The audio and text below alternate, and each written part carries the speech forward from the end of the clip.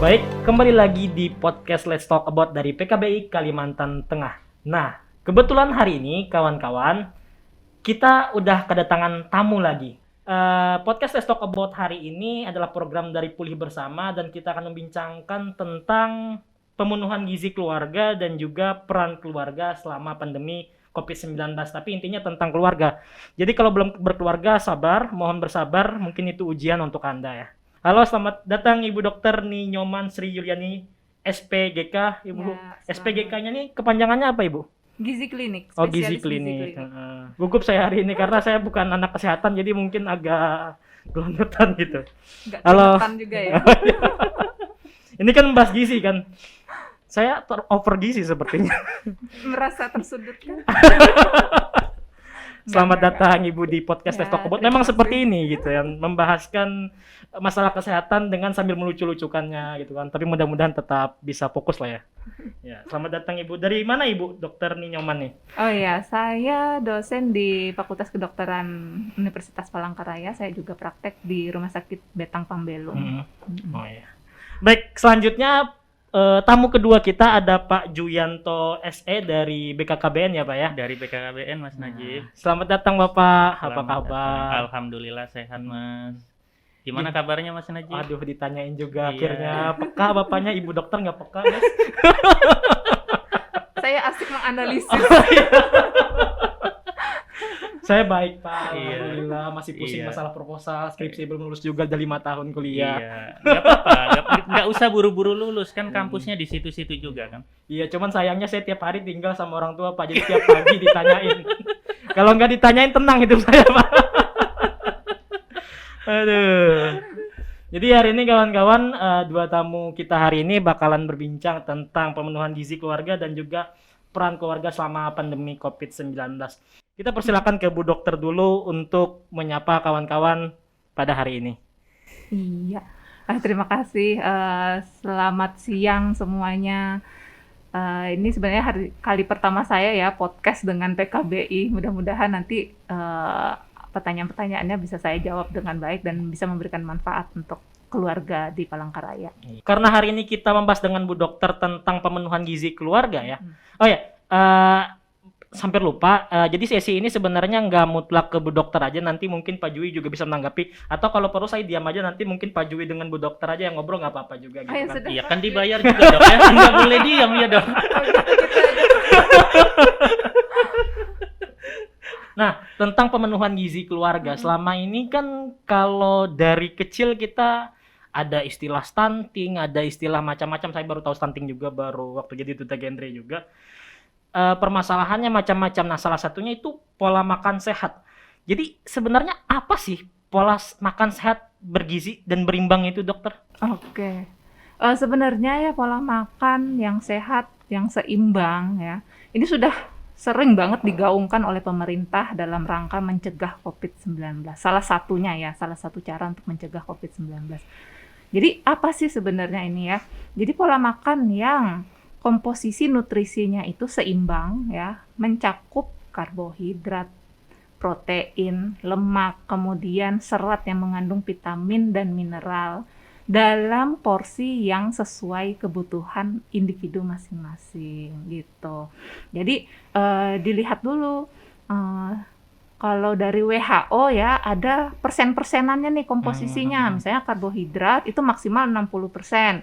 Kemudian protein maksimal 20%, lemak nggak boleh lebih dari 30%. Tapi kalau kita orang awam kan suka bingung ya gimana ya caranya persen-persenannya. Timbang mungkin gitu kan. Nah iya ya, jadi suka bingung nih. Jadi kita bayangin aja nih ke piring ya, piring makan yang ukuran sedang, jangan ukuran yang besar ya.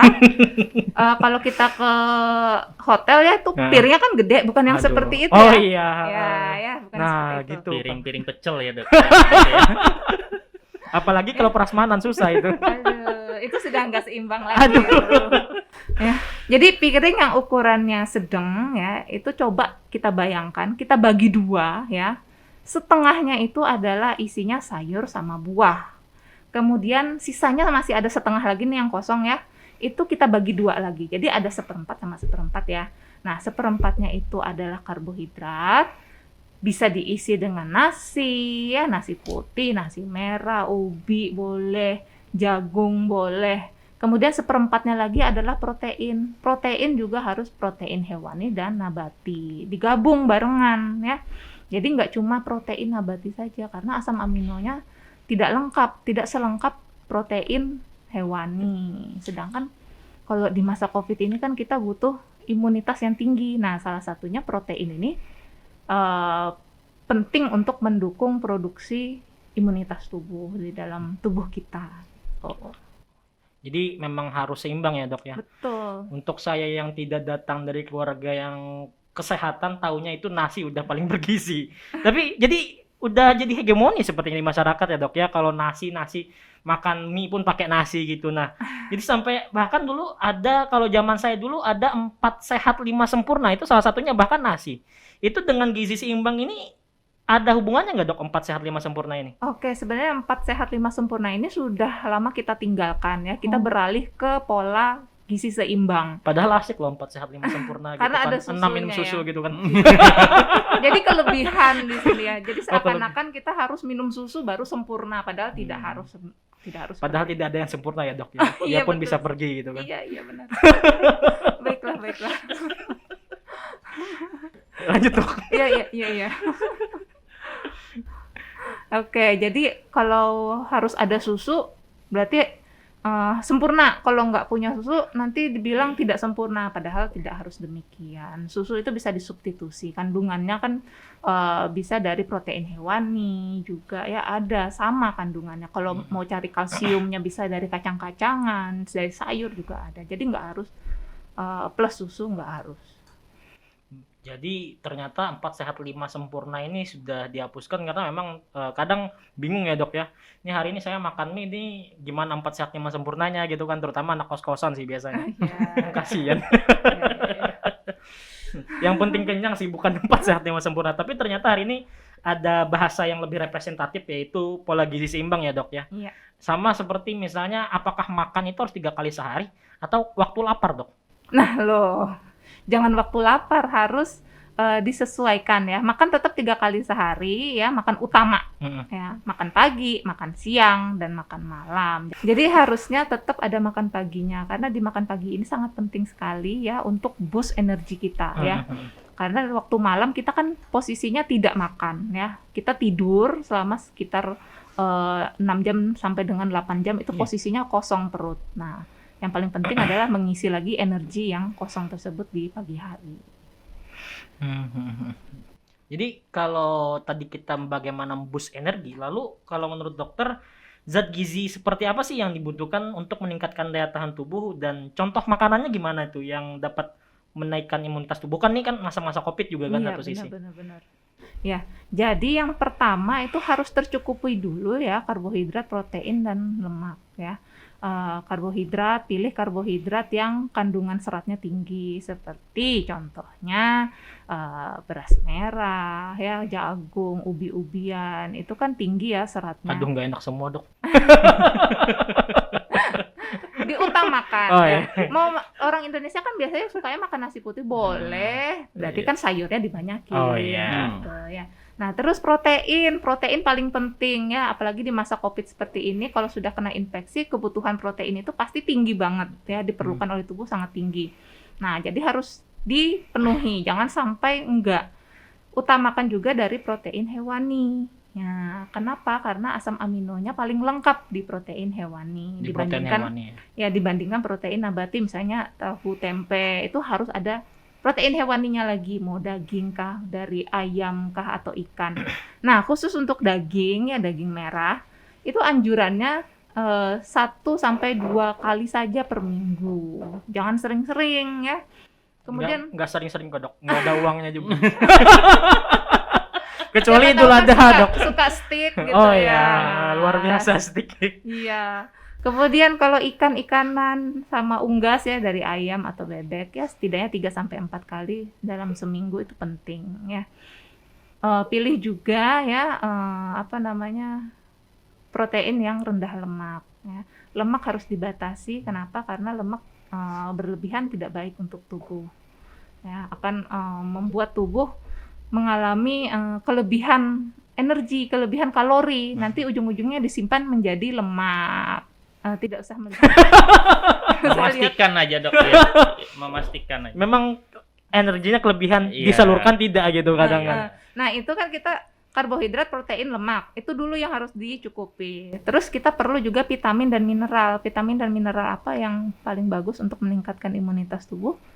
Vitamin A, vitamin B, vitamin C, vitamin D, vitamin E, zinc. Nah, itu sangat penting. Kenapa? Karena sifat dari vitamin-vitamin tersebut untuk meningkatkan imunitas tubuh, memproduksi imunitas tubuh lebih baik lagi sebagai antioksidan, melawan radikal bebas juga. Contohnya dari vitamin A apa sih gitu ya? Vitamin A kalau ngelihat buah-buahan yang warna orange, nah itu pasti kandungan vitamin A-nya bagus. Nah, contohnya kayak pepaya, dari jeruk juga bisa ya.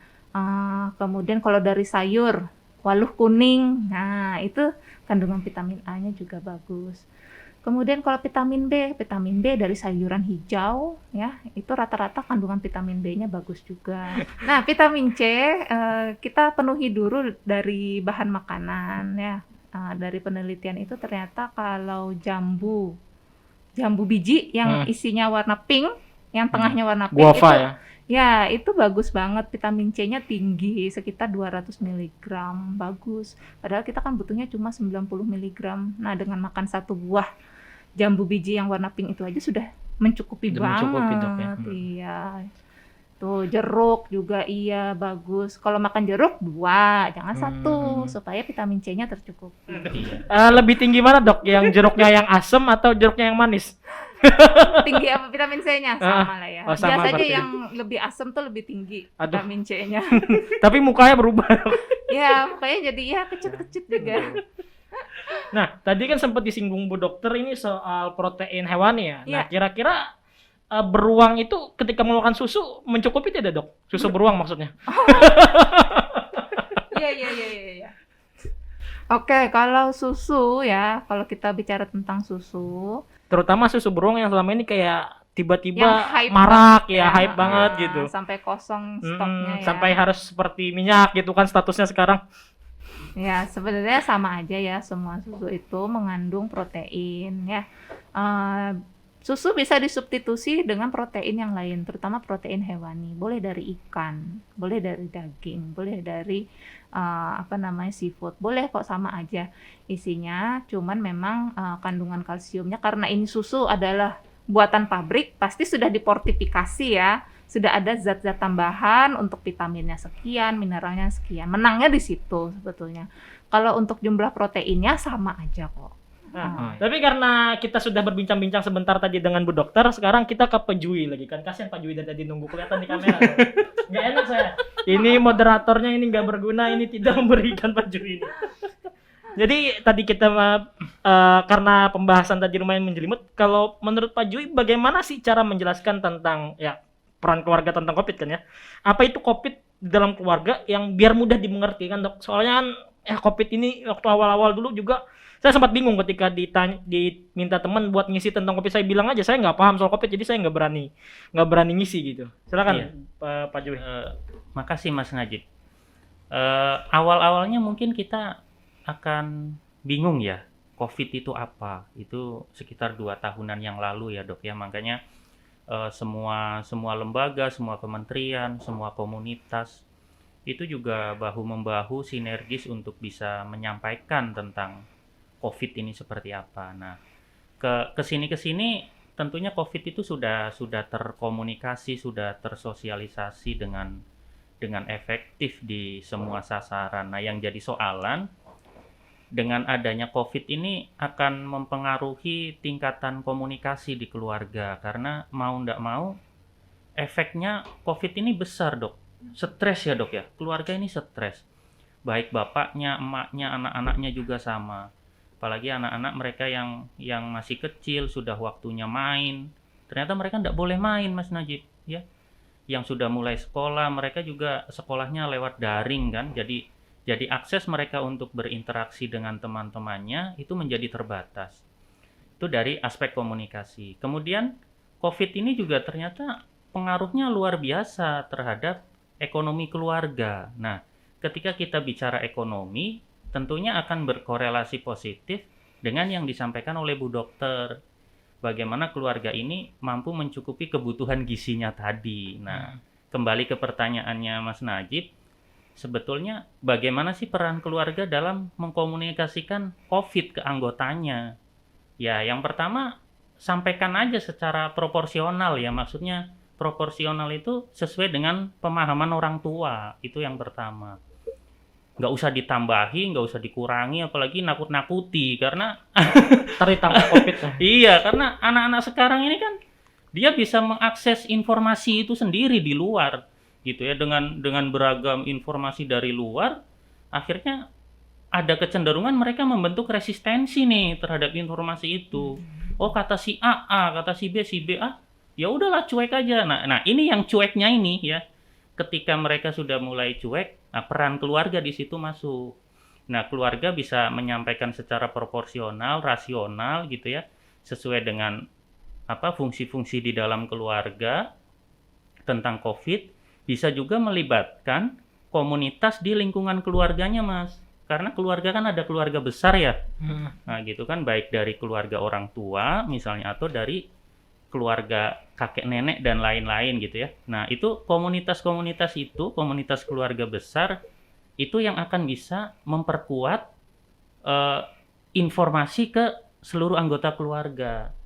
Gitu. Jadi kalau ada hoax ya gitu ya, misalnya di grup gitu, di grup keluarga ada hoax, ya yang lain dia akan meluruskan tuh. Ternyata enggak gitu ya. Itu peran kita nih di keluarga. Nah, kemudian kembali lagi ke fungsi bahwa situasi ini tentunya harus mendekatkan keluarga terhadap nilai-nilai yang religius ya. Karena tingkat stresnya tinggi kan. Kita tinggi nih stresnya. Kami juga sama yang di pemerintahan, di birokrasi juga tingkatan stresnya jadi semakin meningkat. Karena pekerjaan kan tetap harus jalan lewat daring lagi ya. Bayangin loh ya. Wah, seharian kita nongkrongi gitu ya, virtual meeting dan lain sebagainya. Betul. Nah, kalau kita misalnya menjadi acuh, tidak aware gitu ya terhadap fungsi-fungsi keluarga, yang dimana keluarga ini harus menanamkan nilai-nilai agama, nilai-nilai religius, ya stresnya makin bertambah, Mas. Justru bahaya COVID-nya kan malah jadi jadi bias gitu ya. Bahaya COVID sendiri malah jadi bias, jadinya yang dominan bahaya stresnya itu tadi. Itu, Mas. COVID-nya malah tidak berbahaya, malah yang stres malah nambah. Iya, kan menurunkan imun ya, Dok ya, Ya, gitu. betul. Dengan stres dia sudah imun turun, asupan gizinya terbatas karena misalnya patah hati lagi gitu ya. Habis itu kena COVID Kena COVID lagi kan gitu. Stres. Nah gitu. Aduh. Gitu Mas Najib. Kasihan sekali jomblo di luar sana. Yang di dalam juga lebih kasihan kira-kira. Admin udah punya pacar. Iya. Sorry, saya masuk close friend-nya soalnya. Nggak kelihatan, tenang. Nah, Pak Jui ini satu jawaban 2 pertanyaan langsung ya jawabannya. Saya nggak tahu kalau 2 pertanyaan, Mas. Sudah tercakupi maksud saya. Nah, kebetulan tadi Pak Jui menyinggung soal ekonomis ya. Iya. Nah, salah satunya juga permasalahan di masalah gizi. Tadi kan saya sempat bilang orang makan sekali siang dan pagi itu brunch lah bahasa orang Inggris, jakselnya ya. Iya. Itu karena masalah ekonomi kadang, Dok. Nah, kalau rekomendasi Bu Dokter cemilan sehat dan contoh makanan gizi berimbang yang bisa diterapkan oleh keluarga, terjangkau dan dari segi ekonomis, kira-kira apa, Dok? Gitu kan? Oke, kalau tentang kita ke makanannya dulu ya, makanan yang bergizi seimbang ya. Yang jelas, yang terjangkau adalah makanan dengan bahan lokal. Jadi kita utamakan dulu bahan makanan yang tersedia lokal, yang ada di pasar lokal. Kalau perlu yang bisa ngambil di halaman rumah ya, Dok ya? Ya, lebih bagus lagi kalau punya kebun sendiri atau punya peliharaan ayam sendiri. Lebih keren, itu nggak keluar uang kan ya. Nah, kalau dari bahan lokal ya tentu saja banyak nih variasinya, nggak harus misalnya ikan, mau ikan salmon. Padahal kita punya ikan haruan tuh proteinnya bagus banget ya. Terus juga ikan lele itu juga proteinnya bagus sekali. Tempat Dokter Fitri itu banyak ikan lele. Nah, Iya. bisa kita Lele serbu lover. ya. Lele lover itu. Bisa kita serbu ke sana. Nah, untuk pemenuhan protein seperti itu ya, kita pakai bahan makanan lokal yang ada tersedia di pasar. Kemudian untuk seratnya dari sayuran dan buah, dari lokal juga. Jangan maunya makan selada air biar kayak bule-bule gitu. Aduh. Ya. Nggak Pakai harus. sumpi itu. Iya, nggak harus seperti itu. Semuanya tersedia yang di pasar itu bagus, mengandung vitamin dan mineral yang bagus juga. Sayuran hijau mengandung vitamin B, C, D, dan E juga. Kemudian ada yang warnanya ungu, misalnya itu mengandung antioksidan yang tinggi. Bagus, itu seperti terong ya, terong ungu. Nah, itu juga keren banget, bagus untuk imunitas tubuh. Kemudian cemilan yang sehat ya, yang terjangkau. Pertama yang harus kita perhatikan kalau cemilan berdasarkan anjuran Kemenkes ya, kita harus menghindari makanan yang tinggi gula, tinggi garam ya, dan tinggi lemak. Aduh, Nah, padahal tiga itu yang enak-enak. Iya, Iya, Dok. Gorengan, Dok. GGL. Aduh, lemak, aduh. Waduh, luar Nah, biasa. Aduh. masih tetap boleh dimakan, tapi perharinya itu ada batasannya. Oke. Jadi misal gula pasir, itu berdasarkan anjuran cuma boleh 4 sendok makan per hari. Per hari. Kemudian garam ternyata cuma boleh 1 sendok teh per hari. Itu sudah maksimal. Kemudian lemak misalnya dari minyak ya. Kalau minyak itu cukup 5 sendok makan per hari. Nah, itu adalah anjuran dari pemerintah. Kalau kita lihat cemilan apa nih yang sekiranya kriterianya ya sesuai dengan yang ini, dengan yang 3 tadi, kalau mau mudah sih ngerujak. Nah, ya, itu sehat banget. Tapi nggak pakai garam, Dok ya? Rujaknya. Nah, sambalnya ganti pakai sambal kacang. Nah, Itu lebih sehat. Ya, dapat dari kacang ada kandungan Iya. apa di situ, ada vitamin E-nya, ada proteinnya juga. Ya, dapat jadinya. Boleh. gado-gado masuk juga, Dok? Masuk. Alhamdulillah. Masih enak, Pak.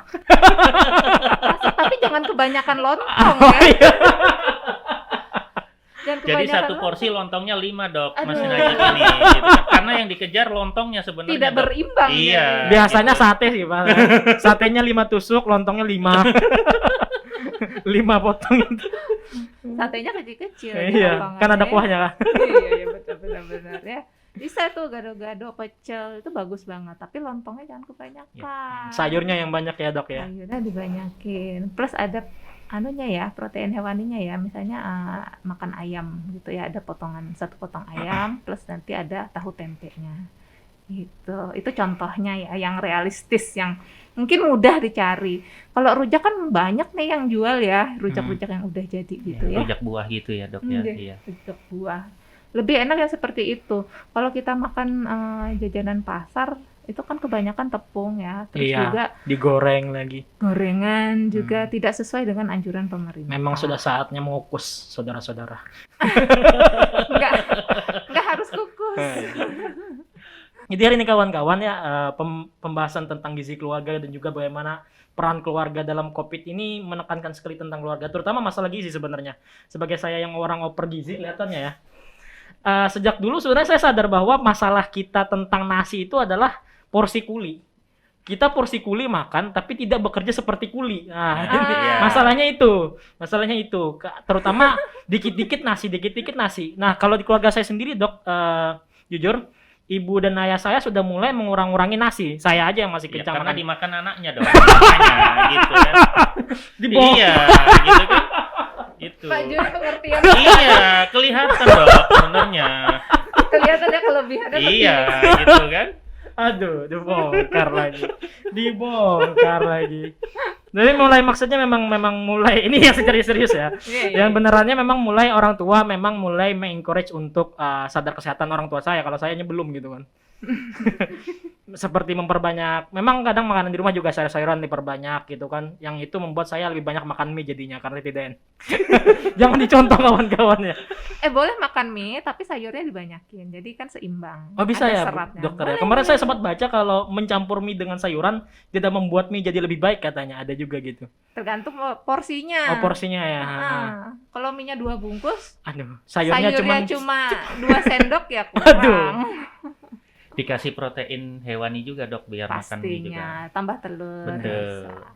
Tapi yang pastinya dari paparan Bu Dokter tadi adalah bagaimana kita tetap bisa makan enak, gado-gado, rujak gitu Iya. kan, untuk bisa tetap sehat, terutama yang kita yang suka ngemil-ngemil gini orangnya, seperti saya gini kan, suka stres ngemil, jomblo ngemil, patah hati ngemil gitu kan. Oke. Baik, ke Pak Jui lagi ya kan. Nah, kalau tadi sempat dibahas tentang bagaimana segi ekonomis keluarga. Nah, sekarang kalau COVID nih, Pak. Bagaimana peran keluarga jika ada anak atau anggota keluarga yang terkena COVID? Apalagi waktu awal-awal kemarin kan itu sempat bingung, ada yang rumahnya disegel lah, Betul. didiskriminasi lah, Betul. seperti penganut aliran sesat gitu kan. Iya. Silakan Pak Jui. Makasih Mas Najib. Jadi resiko tertularnya seluruh anggota keluarga ini akan menjadi lebih besar ya ketika salah satu anggota keluarga yang tinggal satu rumah ini dia terinfeksi COVID. Ya. Bukan berarti ketika ada satu kena kemudian yang lainnya kena semua, enggak. Ada juga yang keluarga itu satu kena tapi yang lainnya enggak ikut kena. Ya, itu. Terus perannya gimana ketika ada salah satu anggota keluarga yang kena, sebagian ya, atau keseluruhan keluarga kena nih. Nah, yang pertama tentunya kembali lagi ke yang disampaikan oleh Bu Dokter bahwa COVID itu kan yang diserang imun kita ya dok ya. Nah, kita harus mampu mencukupi kebutuhan nutrisi yang seimbang tadi, Mas Najib ya, yang berimbang tadi, terutama dari aspek proteinnya ya, diutamakan protein hewani. Yang jadi soalan ketika kami terkonfirmasi positif, kami tidak bisa nih keluar gitu ya, kita tidak bisa keluar. Terus gimana? Satu, kita bisa menggunakan akses lewat keluarga besar ya. Itu bagi yang punya keluarga besar nih. Kalau saya di sini yang perantauan cuma sama istri sama anak, terus gimana gitu ya? Untung Ya. ada istri ya Pak ya. Ya untung ada istri yang kan. jomblo kasihan gitu. Nah, yang jomblo terus gimana di kos gitu ya, di kos jomblo kan gitu kan. COVID lagi. COVID Aduh, lagi. lengkap semua. Iya, itu kan memang nasib dunia akhirat begitu. Nah, pemenuhan nutrisinya tadi, saya pikir untuk sekarang kita tidak terlalu sulit ya Mas Najib ya. Kita bisa lewat telepon atau lewat aplikasi untuk kita bisa menyesuaikan dengan selera, sekaligus juga untuk mencukupi kebutuhan nutrisi. Terus perlakuan keluarga yang di dalam. Misalnya sebagian anggota keluarga ada yang kena. Nah, tentunya dia kita fasilitasi dengan memberikan tempat istirahat yang layak ya, karena kondisinya kan sakit nih ya, walaupun efek terhadap individu kan beda-beda nih.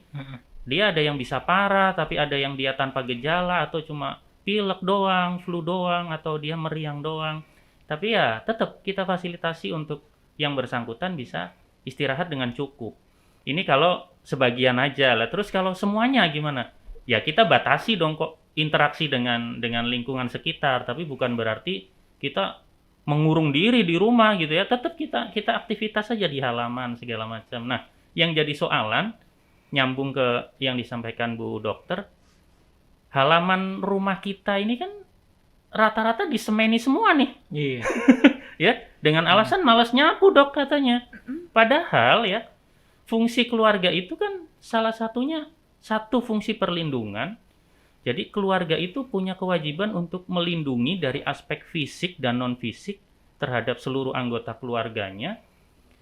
Kemudian fungsi lingkungan dan fungsi ekonomi, kembali ke ekonomi.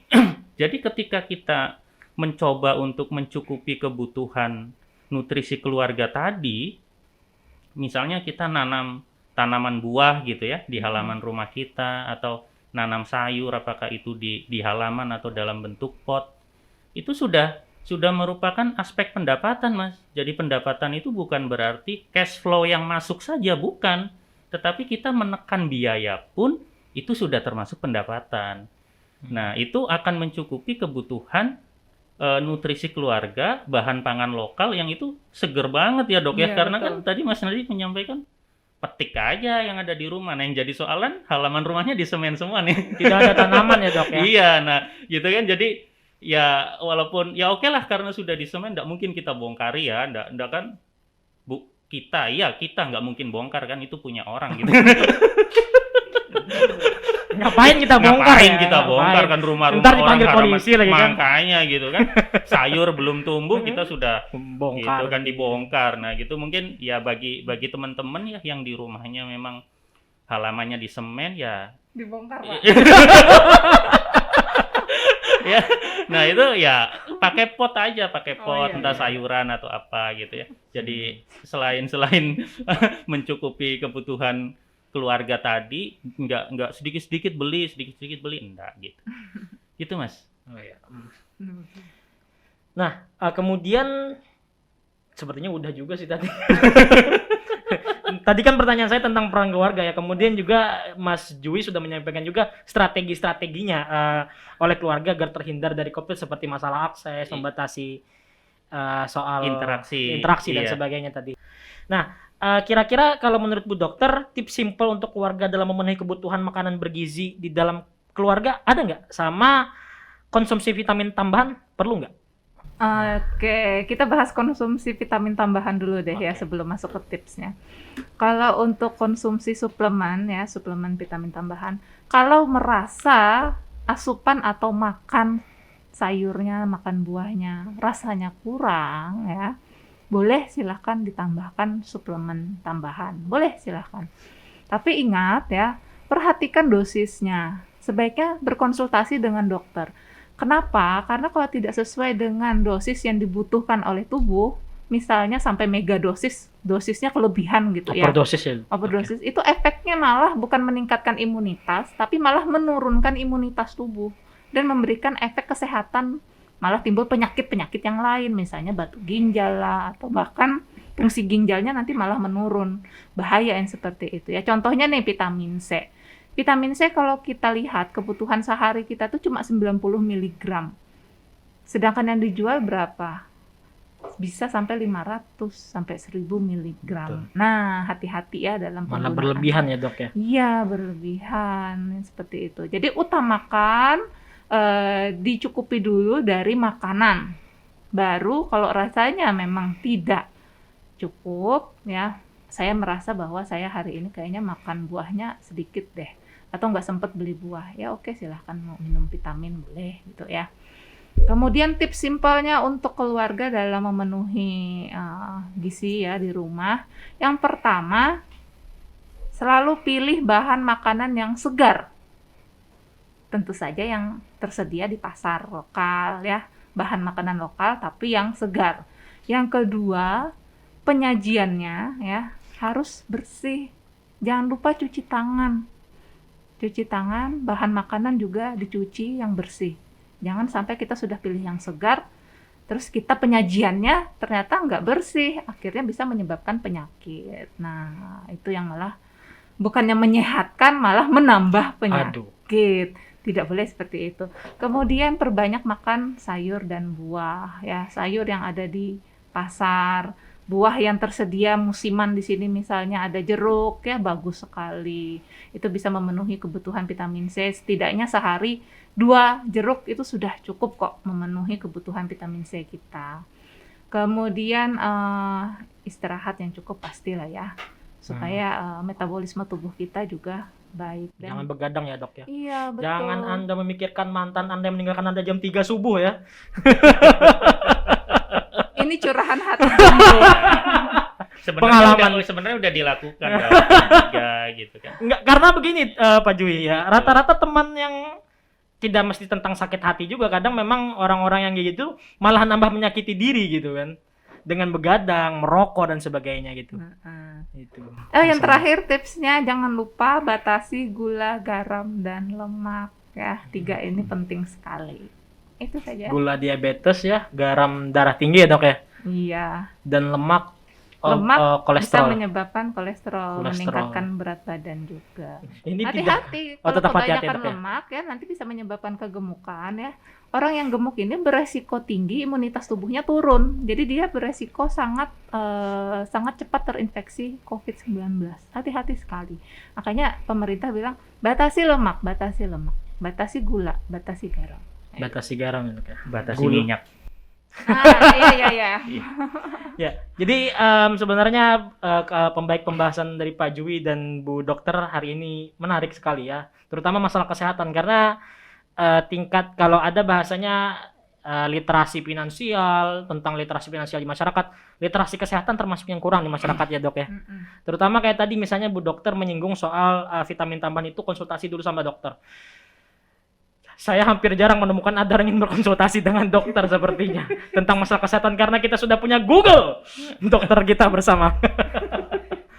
Sayangnya itu ya dok ya. Sekarang kan ada konsultasi telemedicine, itu bisa Oh iya. digunakan ya. Secara online ya dok ya. Iya, secara online. Banyak kok sekarang aplikasinya. Nah itu bisa konsultasi dengan dokter secara online atau mau dengan Bu Dokter juga boleh gitu. Ntar dicantumin aja kalau Bu Dokternya mau gitu kan. Memang tidak terasa lama-lama kalau ngobrol-ngobrol gini.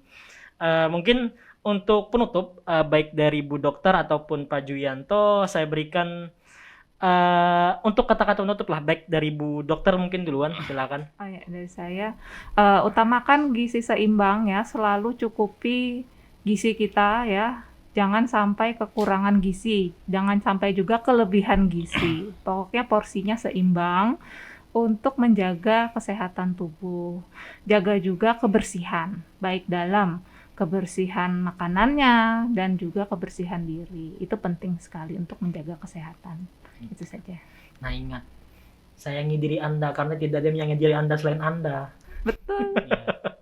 Ya, Pak Jui. Oke, terima kasih. Mungkin dari kami lebih ke arah komunikasi keluarga ya. Karena anggota keluarga selain kepala keluarga tentunya mengharapkan atau sangat membutuhkan interaksi di dalam lingkungan keluarga, baik dia pengen cerita atau pengen curhat dan lain sebagainya. Itu akan bisa menurunkan tingkat stresnya mereka, yang implikasinya akan bisa meningkatkan imunnya selain dari asupan gizinya tadi. Demikian Mas Najib, terima kasih. Terima kasih Pak Jui dan juga Bu Dokter. Intinya kawan-kawan adalah bagaimana kita untuk selalu memenuhi gizi terutama dalam keluarga, seperti menjaga soal protein, soal karbohidrat dan sebagainya untuk seimbang. Jadi 4 sehat 5 sempurna itu tidak representatif lagi ya, secara kebahasaan dan secara bentuknya pun tidak representatif seperti itu. Jadi bagaimana kita menimbang-nimbang tentang melengkapi gizi-gizi tersebut supaya berimbang gitu.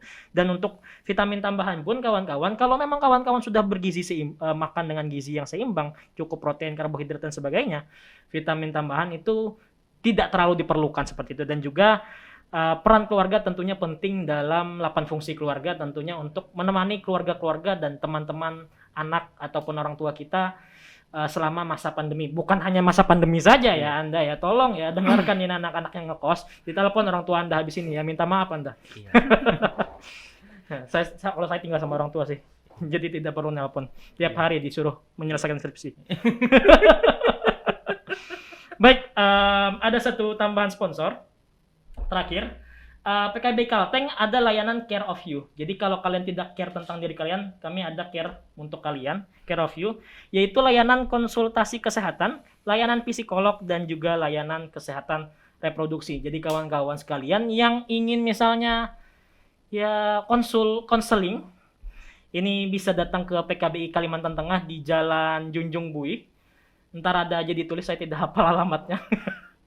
Dan memfasilitasi free antigen atau gratis antigen dan PCR bagi masyarakat Kalteng yang bergejala terkhusus Kota Palangkaraya. Untuk informasi lebih lanjut, silahkan hubungi website kami di pkbikalteng.or.id.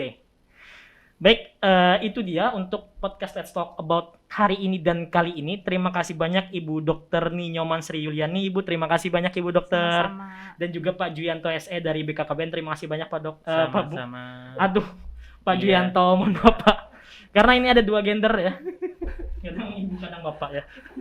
Terima kasih banyak atas perbincangan mengasihkan dan berharga hari ini. Semoga untuk kawan-kawan di rumah, untuk kawan-kawan yang menonton ini, semoga bisa bermanfaat dan penting tentang kesehatan. Bukan hanya kesehatan mental kalian ya, tapi kesehatan juga seperti mulai dari menyayangi diri sendiri dan juga tentang peduli dengan fungsi keluarga. Saya Najib, ini podcast Let's Talk About. Sampai berjumpa di lain waktu. Semoga selalu bermanfaat untuk kalian semua, selalu jaga kesehatan dan selalu taati 3M ya Pak ya? 5M. 5M. Menjaga jarak.